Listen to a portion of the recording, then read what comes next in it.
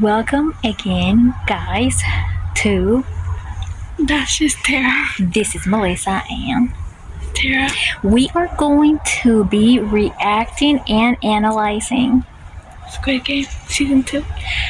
That is right. You're going to be able to find this video in the playlist commentaries and also in the playlist reactions. Find the link to those playlists in the Description. We have also released merch. Yes, you can also find the link to that in the Description below. Also, you can also follow us on Instagram with the user ID. That's just Tara. There we go. So what we're gonna do is that right now we're gonna give you guys a general display of what we think, because we already watched the season 2, right? But we're going to go ahead and rewatch it, and we're going to give you guys a reaction and commentary after every episode. So this is going to take a few days to film, but right now, before we start watching and giving you guys a reaction, we want to talk about a few stigmas that have been spreading around online. For example, is it true that the end of Squid Game 2, trigger warning, may contain spoilers, so if you don't want to get it all spoiled, don't watch this later. Okay, is it true that the ending of Squid Game 2 is actually confusing? Not really. Why is that, do you think? Well, it could not. Because it really, a lot of people might think that the front man might not be the person who is portrayed in the season, right? But in my opinion, I think it is clearly portrayed. It's just, I think that towards the end of the season, he was just wearing, the uniform, and then all of a sudden some of the soldiers took him back around, had him change his clothes, right? And then he put back on his black uniform.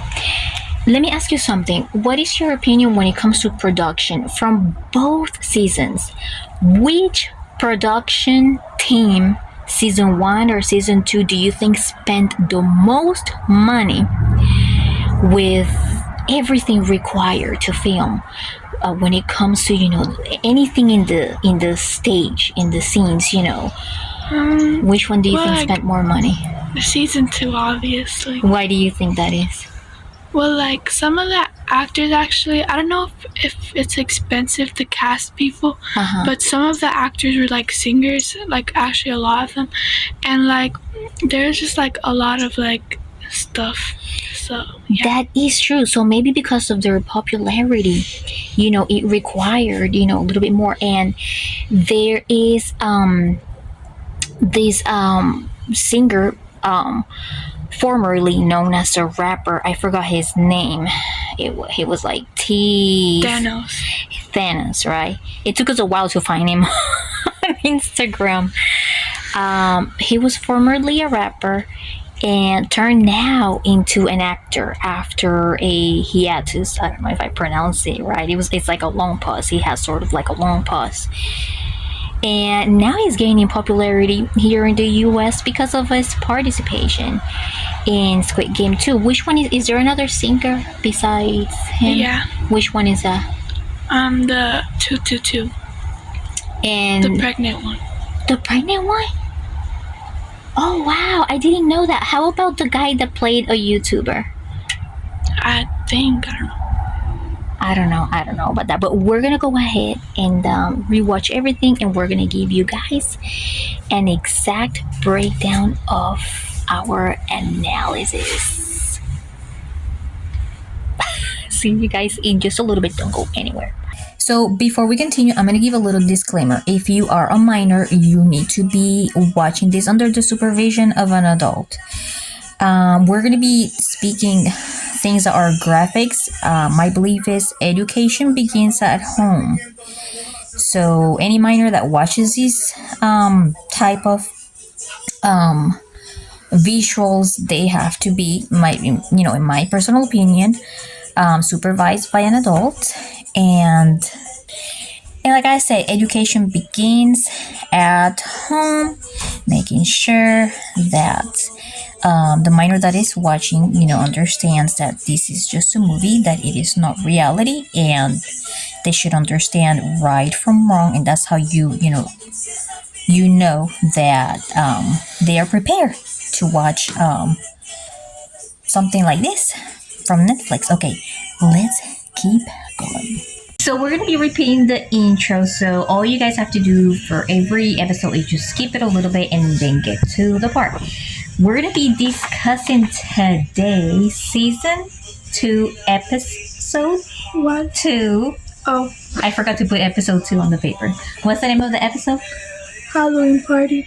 What was our Halloween party really about? They were trying to look for the guards in the party. In the party at a club. And how did they find the club? How did they know they had to meet at a club? I don't know. Because the name of the place was typed in the card that the recruiter. Oh, I knew that. Wait, I knew that the recruiter had where? In his pocket. There we go. Let's talk about it. We're gonna get to that part. Okay. We're gonna be going over a theory that's been going around on social media. They are saying that the pregnant girl that became a player supposedly was an undercover that was really meant to help 456, even though she is not shown in this episode. But I just wanted to bring it up because I wanted to know what you thought about that. I don't believe it, because why would they get the idea that she's an agent if she's just another player? Like, they could have assumed that about any other player. So what makes her different from the others? Exactly. That she's an agent. Exactly. That is a good point. Okay. Now, do you remember what the name... And this is a small trivia question. Pop quiz. Do you remember what the name of the motel that 456 owns is? They kind of show a few shots. I didn't really pay attention. It starts with the letter P. Pink. I think it was called Pink. Oh, I knew that because I saw it. Yes. Okay. So here's another question. There's was it 456 that told the cop that... No, I think it was the cop that told 456 that unaliving the front man... Yeah, I think it was... wouldn't end the games. We're going to talk about this towards the end of the analysis. But if the cop told 456 at the moment of the encounter that unaliving the front man wouldn't end the games, then what do you think would really end the games? Because what do you think? I think destroying the place or putting it on fire, the place that they do everything, but I don't know. Maybe it goes beyond all that. Maybe it goes from everything that they were trying to do from the other season. Mm-hmm. Remember that Ilnam in season 1, he was trying to test people for humanity. And then the front man also encouraged the recruiter to test people all the time. Remember with the bread and the lottery? Would they prefer trying to win the lottery? Or would they prefer to humble down a little bit and get bread? So do you notice a pattern there between Ilnam and the front man? They were constantly testing people. That gives you a clue. Okay, we're going to talk about that in the end of this analysis. Okay. Now, Sarah. I was a little bit confused because when the cop was following them around, and that they had discovered that the recruiter, that somebody had been unalived. I thought the whole entire time that the cop knew who the recruiter was just because he was the front man's brother. So at the moment that the cop said to 456, you are arrested, I thought that he knew. They were getting bored again. I thought that he knew who the recruiter was, but then I realized he didn't even know who the recruiter was. It was 456 who told the cop that was actually the recruiter of the games. So we're gonna take it to the part where the scenes at the carnival / park begin. We start noticing that a lady that was, being one of the mascots at the Mardi Gras parade, noticed this little girl. It struck to her. She thought that she looked like somebody that she knew, but I am confused because I don't know if she thought that was her sister or her daughter. I don't think that was her daughter because I remember there in episode 2 there's a scene that the little girl was going in the ambulance. But if that was really her mom, I feel like that she would go to the ambulance. Yeah. As well. So I don't think that's her mom. But yeah. But then we realized also that lady also was or may have been 67's sister. But then what I am a little bit confused about is apparently she was looking for somebody, but I'm thinking that it was her. She was not really looking for her mom, or maybe her sister, or maybe the little girl was her sister's daughter or something like that. Yes. An important observation. It's not intentional. Did you notice that when the little girl noticed something in her wrist, she just went like that? What do you think that was? I can't say it actually. Why? Because it'll get demonetized. Because she did it to herself. Oh, okay. Okay, yeah, that's okay. Yeah, that's okay. You can. When do you think that happened? I don't know. Okay, yeah. You know what? I didn't even think of it that way. I thought it was actually some kind of mark from something else, because what I had noticed was some kind of shade. I didn't notice any crisp marks or anything like that. Okay, and there is Sarah.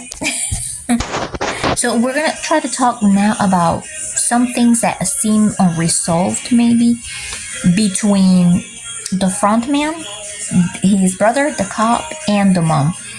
The cop was sitting down at a table with the mom, and the mom was very worried because she noticed that the front man had been gone for years, and she feels like he resents her. But why would she feel like he resents her? What is resents? Like holding a grudge against her. Because he doesn't visit her or anything. Yeah, but why do you think why does she think that he feels like, why do you think that she thinks that the front man might be upset at her? I don't know, maybe because the front man's wife died and that made him really mad and stuff. He just made him really upset because, as she mentioned, she said that he saved the cop's life, his brother's life, because he needed a kidney. And then what happened after that? What happened after the front man donated the kidney to the cop? Who got sick? The wife. And what happened to her? She died. Because? Because of the kidney. Because she needed a kidney. And then what happened? So she passed away. Why did she pass away? She passed away because she didn't have a kidney. Because he was supposed to be the one to be expected to donate it to her, and he already had, donated it to his brother. So it caused a little bit of resentment, and I guess he took it up against his stepmom because apparently they are stepbrothers. They were not like, direct siblings. Okay, so I'm gonna go ahead and take it from here. The name of the lady that worked at the park is Can no, I think it is. So I found that there was a connection between her and the little girl. She just seemed to be very attached to her, to the point where at one point the father of the little girl, who was apparently an artist, a drawing artist at the park, had lost her out of sight. They see an ambulance passing by rescuing the little girl. That's when, it is, they find out, that she has cancer and that she needs a bone marrow transplant. But why is she really so attached? The little girl drops her hat, and the lady that works there, who had just dropped her 2 weeks notice, follows the little girl to the hospital, finds her there, finds a moment where the dad is not around to put the little hat that she had dropped on the bed. And she overhears from the doctor and the father that the father doesn't really have money to cover their expenses at the hospital, which makes me really think that may have been one of the biggest clues for her to ending up joining the games. Somehow, the front man and the guards find out that she is really in a very vulnerable position. But it seems like, to me, in my opinion, it seems like the need for that little girl to have those medical bills paid led her to finally join the games. Now, Tara will be joining again because I'm going to ask her a special question. Hopefully, after we had that previous conversation, she can add a little bit more because we're going to be talking about the very final conversation. Okay, let's continue. So fast forward 456, he forms this military. Started off by him, the cop, and one of his older recruits. They gather, the weapons that they use and everything, and make it to the club where the recruiter was originally supposed to meet the front man because his card was in his pocket, right? They finally made it to the club, right? I don't know how. I guess the front man and the guards walking around, the club, which probably they use those kind of parties to they use it as a cover up, as a place for meetup to gather up people. That's what I'm thinking. So somehow they were able to detect 456 looking for him there. But they finally had the encounter. So fast forward, the guard guides 456 to the vehicle that they always use for everybody to be transported. And they have a very deep conversation. And it's the same thing that takes us to the same vicious cycle and without an end conversation. What the point of the games are. So the front man talks to 456 through a speaker shaped with that little piggy bank that they used to it was like a replica of the piggy bank that they used to show all the money that they have for the players.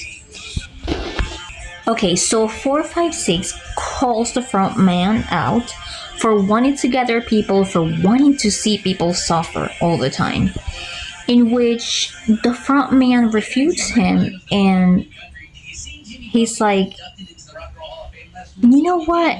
It's not really like that. In other words, he's like, you don't really get it. So here's Sarah back, and we're gonna get to the part where we do some really deep critical thinking.